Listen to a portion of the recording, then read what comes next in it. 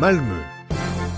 Ce centre de construction navale qui domina l'industrie pendant plus d'un siècle est aujourd'hui un point de transit important pour tous les pays scandinaves.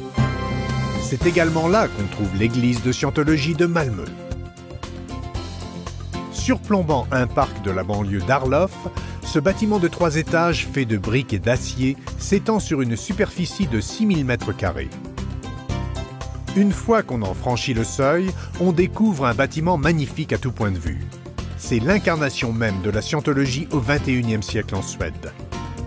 Les habitants de la ville en parlent comme du bâtiment dans le parc et du parc dans le bâtiment, car le parc se reflète à l'intérieur.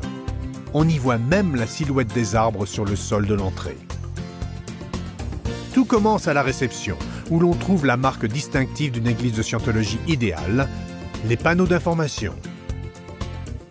L'ensemble des programmes d'amélioration sociale de Elron Ubar qui sont exécutés dans toute la Scandinavie est présenté ici. Les espaces pour les services d'introduction de l'église occupent le reste du rez-de-chaussée. La gamme complète des cours pour débutants y est proposée, des cours d'amélioration de la vie aux cours réussir par la communication. Voici le nouveau centre de purification idéal de Malmö. Il est réservé aux programmes basés sur les découvertes de Elron Ubar relatives aux drogues et aux médicaments et l'incidence qu'ils ont sur le progrès spirituel d'une personne. Si vous prenez l'ascenseur pour aller aux étages supérieurs, vous arriverez aux services principaux de cette église, la formation et le conseil spirituel. Le 2e étage est consacré entièrement à la formation des conseillers de scientologie de Malmö, qu'on appelle des auditeurs. Ces espaces sont conçus pour recevoir des centaines de personnes à la fois. Ils rendent possible la formation de nombreux auditeurs nécessaires pour répondre à la demande dans toutes les régions qui bordent la mer Baltique. Quant à la touche finale du tableau de l'organisation idéale de Malmö, voici le lieu de rendez-vous pour toutes les activités, que ce soit des séminaires d'introduction ou les célébrations internationales de scientologie.